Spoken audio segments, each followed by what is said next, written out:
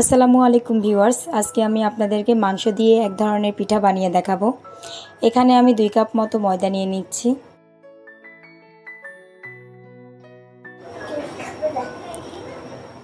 সামান্য একটু চিনি দিয়ে দিচ্ছি, স্বাদ মতো লবণ। এখন দিয়ে দিচ্ছি একটু সয়াবিন তেল। এখন সবগুলো একসঙ্গে মিক্স করে নিচ্ছি।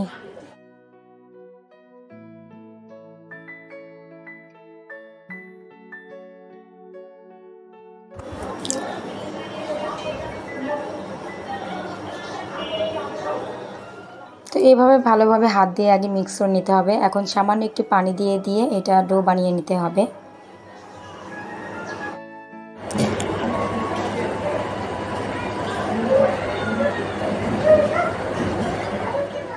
ডোটা প্রায় রেডি হয়ে গেছে। এখন আমি ওপরে একটু তেল মাখিয়ে নেব। এখন আধা ঘন্টার মতো এটা প্লেট দিয়ে ঢেকে রাখবো, যাতে করে এটা নরম হয়ে যায়। আর এই ফাঁকে আমি মাংসগুলো সেদ্ধ করে নেব। এখানে 3-4 পিস বড় বড় মাংসের পিস নিয়েছি। এখন পানি দিয়ে এগুলোকে সেদ্ধ করে নেব। মাংসগুলো সেদ্ধ হয়ে গেছে, এখন আমি এগুলো উঠিয়ে নেব।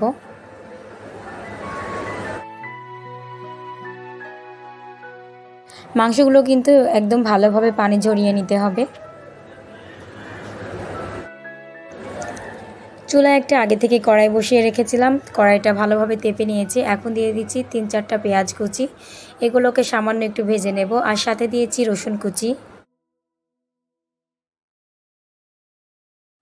এখন দিয়ে দিচ্ছি 1 চামচের বেশি আদা বাটা, আধা চামচ রসুন বাটা। রসুন বাটা একটু কম দিয়েছি যেহেতু রসুন কুচি করে দিয়েছি। আধা চামচ হলুদ গুঁড়া, আধা চামচ শুকনো মরিচের গুঁড়া, আধা চামচ জিরে গুঁড়া, আধা চামচ ধনে গুঁড়া। সামান্য একটু লবণ দিয়ে মশলাগুলো কষিয়ে নেব। মশলাগুলো 2 মিনিট মতো কষিয়ে নেব।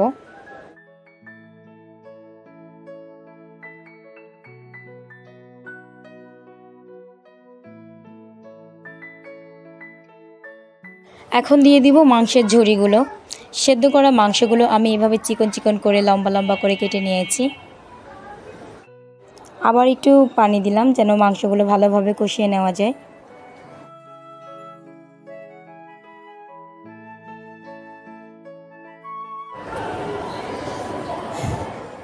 এখন দিয়ে দিচ্ছি সয়া সস, টমেটো সস। এগুলো আবার একটু ভালোভাবে মিক্স করে নেব। মাংসের ঝুড়িগুলো প্রায় কষানো হয়ে গেছে, এখন আমি চুলাটা বন্ধ করে দেব। এখন রুটিটা বেলে নেব।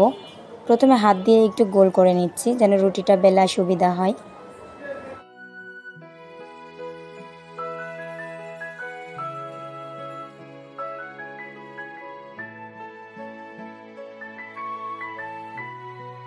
এখন রুটিটা সুন্দরভাবে বেলে নেব গোল করে।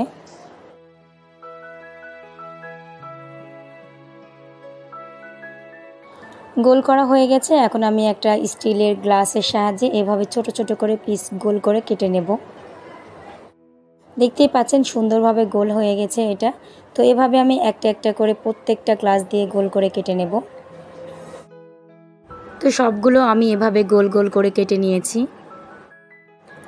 এখন মাংসের ঝুড়িগুলো ছোট ছোট রুটির উপরে এভাবে দিয়ে দেব।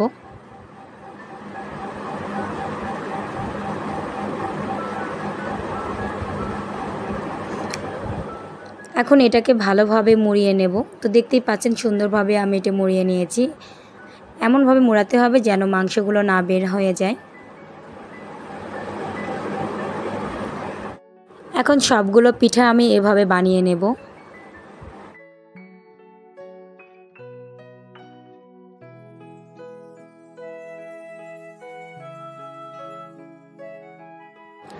সবগুলো পিঠা বানিয়ে নিয়েছি, এখন আমি তেলে ভেজে নেব এগুলো। প্রথমে দিয়ে দিচ্ছি 1 চামচ মতো ঘি আর দিয়ে দিচ্ছি সয়াবিন তেল। এখন পিঠাগুলো একটা একটা করে এভাবে ভেজে নেব। পিঠার এক পাশ হয়ে গেছে, আমি আর এক পাশ উল্টিয়ে দিচ্ছি। তবে একটা পিঠা একটু বেশি ভাজা হয়ে গেছে, বেশি তাপের জন্য। পিঠাগুলো ভাজা হয়ে গেছে এপাশ ওপাশ, এখন আমি এগুলোকে উঠিয়ে নেব।